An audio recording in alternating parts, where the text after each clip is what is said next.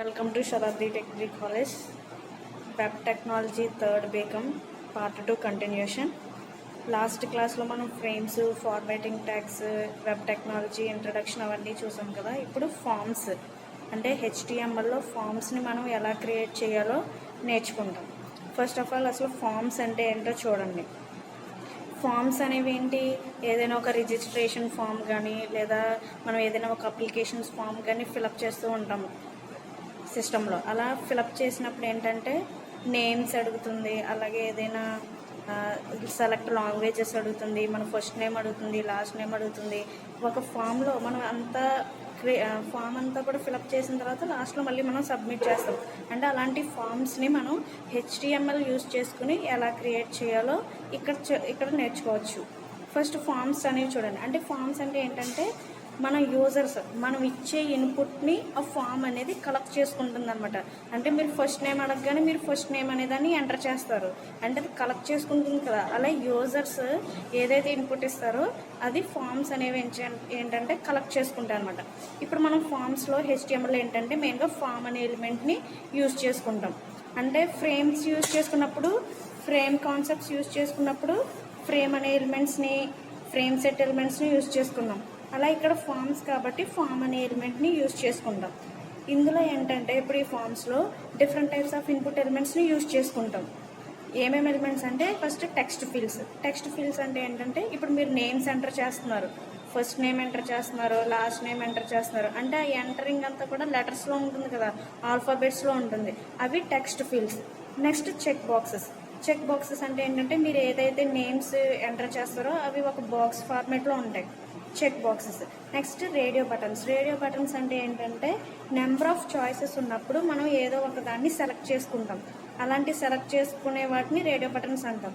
For example లాంగ్వేజెస్ని select చేసుకోవాలి మీరు, English, Telugu, Hindi అని. అందులో ఏదో ఒక దాన్ని సెలెక్ట్ చేస్తారు సిస్టంలో.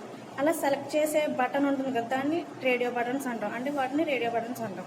Next submit button. అంటే ఫామ్ అంతా కంప్లీట్ అయిన తర్వాత మీరు లాస్ట్లో సబ్మిట్ చేస్తారు కదా, దాన్ని సబ్మిట్ బటన్ అంటాం. అలాంటి సబ్మిట్ బటన్స్ ఇవన్నీ కూడా మనం ఇప్పుడు హెచ్టిఎంఎల్ యూజ్ చేసుకుని ఒక ఫామ్ని ఎలా క్రియేట్ చేయాలో చూసుకోవచ్చు. ఫస్ట్ చూడండి, అంటే ఇన్పుట్ ఎలిమెంట్. యాక్చువల్గా ఫామ్ అంటే ఏంటి? యూజర్ ఇచ్చే ఇన్పుట్ని ఫామ్ అనేది యాక్సెప్ట్ చేస్తుంది, ఫామ్ అనేది తీసుకుంటుంది. అలాంటి ఇన్పుట్ ఎలిమెంట్ యూజ్ చేసుకుని మనం ఇప్పుడు ఫామ్ని క్రియేట్ చేస్తాం. అంటే ఈ ఇన్పుట్ ఎలిమెంట్లో మనం ఎక్కువగా ఏం యూజ్ చేస్తామంటే ఈ టైప్ అనే యాట్రిబ్యూట్ని యూజ్ చేసుకుని క్రియేట్ చేసుకుంటాం. ఫస్ట్ చూడండి, ఇన్పుట్ ఎలిమెంట్ని యూజ్ చేసుకున్నాం, టైప్ అనే యాట్రిబ్యూట్ని యూజ్ చేసుకున్నాం.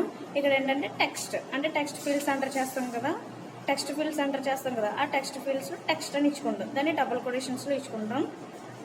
అంటే ఇలా ఇచ్చుకున్నాం అంటే దీని మీనింగ్ ఏంటంటే మనం అక్కడ టెక్స్ట్ ఫీల్డ్స్ని ఎంటర్ చేసుకోవచ్చు అని. అంటే ఇది ఏం డిఫైన్ చేస్తుంది మనకి? Input type equal to text అనేది ఏం డిఫైన్ చేస్తుంది అంటే టెక్స్ట్ ఇన్పుట్ ఫీల్డ్. అంటే ఆల్ఫాబెట్ లెటర్స్లో మనం ఏదైనా టెక్స్ట్ని ఇన్పుట్గా ఇచ్చుకుంటాం. అంటే అలాంటి ఇచ్చుకోవాలి అనేవి, అంటే అలాంటి టెక్స్ట్ ఫీల్డ్స్ని క్రియేట్ చేసుకోవాలంటే input type equal to text అనేదాన్ని మనం కోడ్లో యూజ్ చేసుకోవాలి. నెక్స్ట్ అలాగే input type equal to radio. అంటే రేడియో బటన్స్ని యూజ్ చేసుకుంటాం కదా, ఆ రేడియో బటన్స్ని యూజ్ చేసుకునేటప్పుడు ఫస్ట్ మనం ఎలా ఇస్తామంటే input type equal to radio. అంటే ఇది ఏం డిఫైన్ చేస్తుంది అంటే మనం సెలెక్టింగ్ నెంబర్ ఆఫ్ చాయిసెస్, అంటే మెనీ చాయిసెస్లో, అంటే ఎక్కువ చాయిసెస్లో ఏదో ఒకటి సెలెక్ట్ చేసుకుంటాం.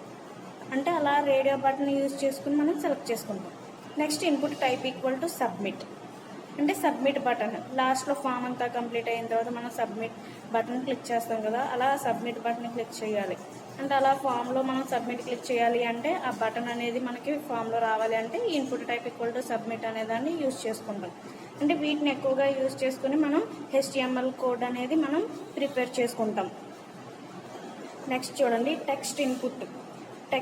అంటే ఇప్పుడు మనం టెక్స్ట్ ఫీల్డ్ ఇస్తున్నాం కదా, మన నేమ్స్ ఇచ్చుకుంటాం. అలాంటి నేమ్స్ ఇచ్చుకోవడానికి ఎగ్జాంపుల్ అనమాట. అంటే టెక్స్ట్ ఇన్పుట్ అంటే ఏంటి? ఇన్పుట్ టైప్ ఈక్వల్ టు, అంటే టైప్ అట్రిబ్యూట్లో మనం ఇన్పుట్ ఎలిమెంట్ తీసుకుని టెక్స్ట్ అనేదాన్ని యూజ్ చేసుకుంటాం. ఫస్ట్ చూడండి, మీరు నార్మల్గా హెచ్టిఎంఎల్ నుంచి యూజ్ చేస్తారు. హెచ్టిఎంఎల్ హెడ్, టైటిల్, హెడ్ని క్లోజ్ చేస్తారు, నెక్స్ట్ బాడీ ఓపెన్ చేస్తారు. అవన్నీ ఓపెన్ అయిన తర్వాత నెక్స్ట్ మనం ఫామ్ అనేదాన్ని యూజ్ చేసుకుంటాం. ఫామ్ని ఓపెన్ చేస్తాం. ఫామ్ని ఓపెన్ చేసిన తర్వాత ఫస్ట్ చూడండి, ఫస్ట్ నేమ్ అనేదాన్ని రాస్తాం. నెక్స్ట్ బిఆర్ అంటే ఏంటంటే ఇక్కడ బ్రేక్. ఎందుకు బ్రేక్ అంటే ఫస్ట్ నేమ్ ఇచ్చుకుంటాం, ఫీల్డ్ వస్తుంది, మళ్ళీ దాని కింద మనకి సెకండ్ నేమ్ అంటే లాస్ట్ నేమ్ అనేది రావాలి. అంటే పక్కన రాకుండా కింద రావడానికి బ్రేక్ అనే ఎలిమెంట్ని యూజ్ చేసుకుంటాం BR. Next input type equal to text, name equal to first name. అంటే ఫస్ట్ నేమ్ అని అక్కడ రావాలి కదా మనకి, ఫస్ట్ నేమ్ అని వచ్చిన తర్వాత కింద మనకి బాక్స్ వస్తుంది. So BR. నెక్స్ట్ యాస్టీస్ అలా లాస్ట్ నేమ్ బ్రేక్ ఇచ్చుకుంటాం, input type equal to text, name equal to last name. ఇక్కడ క్లోజ్ చేస్తాం. లాస్ట్లో క్లోజ్ ఫామ్, క్లోజ్ బాడీ చేసుకుంటాం, క్లోజ్ HTML చేసుకుంటాం. నెక్స్ట్ ఫామ్, జస్ట్ ఫామ్కి ఎగ్జాంపుల్ కింద ఇలా టైప్ చేసాం అంతే. ఇప్పుడు దీనికి అవుట్పుట్ ఎలా వస్తుందో చూడండి. అంటే ఫస్ట్ నేమ్ అని ఇచ్చుకున్నాం, ఇక్కడ ఫామ్ ఓపెన్ చేసిన వెంటనే ఫస్ట్ నేమ్ ఇచ్చుకున్నాం, ఇదిగో ఫస్ట్ నేమ్ అని ఇలా వస్తుంది. బ్రేక్ ఇచ్చుకున్నాం కాబట్టి next name equal to first name కదా, అంటే ఆ ఫస్ట్ నేమ్ అనేది మనం ఈ బాక్స్లో ఎంటర్ చేసుకోవాలి. నెక్స్ట్ లాస్ట్ నేమ్, అంటే బ్రేక్ ఇచ్చుకున్నాం కాబట్టి కిందకు వచ్చేసింది లాస్ట్ నేమ్. అక్కడ లాస్ట్ నేమ్ మనం ఎంటర్ టైప్ చేసుకున్నాం కాబట్టి నేమ్ అనేది లాస్ట్ నేమ్ ఇక్కడ ఎంటర్ చేసుకోవచ్చు. అంటే ఫస్ట్ నేము లాస్ట్ నేము. ఇది అవుట్పుట్లో ఎలా వస్తుంది అంటే మనకి ఈ ఫార్మేట్లో వస్తుంది. అలాగే same radio buttons. Radio buttons అంటే మనం ఎలా యూజ్ చేసుకుంటాం, మెనీ చాయిసెస్ కాబట్టి, అంటే సెలెక్టింగ్ వన్, అంటే మెనీ చాయిసెస్లోంచి ఒకటిని తీసుకోవాలి కాబట్టి. ఇప్పుడు మనం ఇన్పుట్ టైప్ ఈక్వల్ టు ఏం యూజ్ చేసుకుంటామంటే రేడియో. ఆ రేడియో బటన్స్కి ఎగ్జాంపుల్ చూడండి. నార్మల్గా ఫస్ట్ మనం HTML హెడ్, టైటిల్ అవన్నీ యాస్టీస్గా రాస్తాం, బాడీ ఓపెన్ చేస్తాం. బాడీ ఓపెన్ చేసిన తర్వాత మనకి ఫామ్ కాబట్టి ఫామ్ ఎలిమెంట్ని యూజ్ చేసుకుంటాం. ఇప్పుడు చూడండి, ఇన్పుట్ టైప్ మనం ఇప్పుడు రేడియో బటన్స్ని ప్రిపేర్ చేస్తున్నాం కాబట్టి రేడియో తీసుకున్నాం. Input type equal to radio. Name అంటే ఫర్ సపోజ్ ఇప్పుడు మనం జెండర్ తీసుకున్నాం అనుకోండి, జెండర్లో మేల్ ఫీమేల్ మనం ఏదో ఒకటి సెలెక్ట్ చేసుకుంటాం కాబట్టి ఫస్ట్ జెండర్ నేమ్ అనేది జెండర్ తీసుకుంటాం. అంటే జెండర్లో మీరు మేల్ సెలెక్ట్ చేసుకోవచ్చు లేదా ఫీమేల్ సెలెక్ట్ చేసుకోవచ్చు, ఏదో ఒకటి సెలెక్ట్ చేసుకుంటారు కాబట్టి దానికి నేమ్ ఇవ్వాలి కాబట్టి జెండర్. ఆ జెండర్లో వాల్యూ అనేది ఏంటంటే వాల్యూ ఈక్వల్ టు మేల్ అని ఇచ్చాం. అంటే మీరు మేల్ ఫీమేల్ అనేది ఇవ్వాలి అనుకుంటే వాల్యూ అనే దాన్ని యూజ్ చేసుకోవాలి. అంటే వాల్యూ అనేది ఒక యాట్రిబ్యూట్ అనమాట, మేల్. నెక్స్ట్ మెయిల్ అని అక్కడ మనకి డిస్ప్లేలో కనిపించాలి కాబట్టి మెయిల్. నెక్స్ట్ బ్రేక్ అంటే దాని కింద మళ్ళీ ఫీమేల్ రావాలి కాబట్టి మనకి. Input type equal to radio, name equal to gender. Same మళ్ళీ ఆ జెండర్లోనే ఇప్పుడు మీకు ఫీమేల్ కావాలి కాబట్టి వాల్యూ ఈక్వల్ టు ఫీమేల్ అని వస్తుంది. ఇప్పుడు మీరు ఏం చేస్తారంటే ఫామ్ని క్లోజ్. ఇప్పుడు దీనికి అవుట్పుట్ ఎలా వస్తుందంటే మీరు నేమ్ ఏమి ఇచ్చుకున్నారంటే జెండర్ ఇచ్చుకున్నారు కాబట్టి జెండర్ వస్తుంది. నెక్స్ట్ మీరు మేల్ ఇచ్చుకున్నారు, అలాగే ఫీమేల్ ఇచ్చుకున్నారు. సో ఇక్కడ రేడియో బటన్స్ అనేవి ఎలా ఉంటాయి, మేలు ఫీమేల్ ఉన్నాయి. అందులో మీరు మేల్ కానీ ఫీమేల్ కానీ ఏదో ఒకటి మాత్రమే సెలెక్ట్ చేసుకుంటారు. ఓకేనా, ఇది radio buttons. Next submit button. Submit button చూడండి, ఫామ్ అంతా కంప్లీట్ అయిన తర్వాత మీరు మామూలుగా జనరల్గా ఏం చేస్తారు, లాస్ట్లో సబ్మిట్ బటన్ క్లిక్ చేస్తారు. అలా సబ్మిట్ బటన్ క్లిక్ చేయగానే మనకి సిస్టంలో ఉన్నది, మన సిస్టంలో ఎంటర్ చేసిన ఇన్పుట్ అంతా కూడా సర్వర్కి పంపిస్తాం. అంటే సర్వర్కి వెళ్తుంది మనం ఇచ్చిన డీటెయిల్స్ అన్నీ సబ్మిట్ చేయగానే. అలా సర్వర్కి వెళ్ళాలి అంటే ఒక యాక్షన్ అనేది పెర్ఫామ్ అవుతుంది. సో సబ్మిట్ బటన్ యూజ్ చేసేటప్పుడు ఏంటంటే ఇక్కడ యాక్షన్ అనే యాట్రిబ్యూట్ని యూజ్ చేసుకుంటాం. ఈ యాక్షన్ అనే యాట్రిబ్యూట్ని ఎందుకు యూజ్ చేసుకుంటున్నాం, మనం ఇచ్చిన ఇన్పుట్ అంతా కూడా కలెక్ట్ చేసుకుని అది సబ్మిట్ అవ్వగానే సర్వర్కి సెండ్ అవుతుంది. అంటే అలా సెండ్ అవ్వాలంటే ఇలా ఈ యాక్షన్ అనే యాట్రిబ్యూట్ని యూజ్ చేసుకుంటాం. Same HTML head, title, body అన్నీ ఓపెన్ చేసిన తర్వాత ఫామ్ ఓపెన్ చేసుకుంటాం. ఇప్పుడు సబ్మిట్ బటన్ కాబట్టి సబ్మిట్ చేయగానే మనకి మన డేటా అనేది సర్వర్కి సెండ్ అవ్వాలి కాబట్టి action equal to action page dot PHP. అంటే ఇది ఒక యాక్షన్ యాట్రిబ్యూట్ అనమాట, దీన్ని యూజ్ చేసుకుంటాం. ఇప్పుడు ఫస్ట్ నేమ్ ఇచ్చుకుంటాం, బ్రేక్ ఇస్తాం.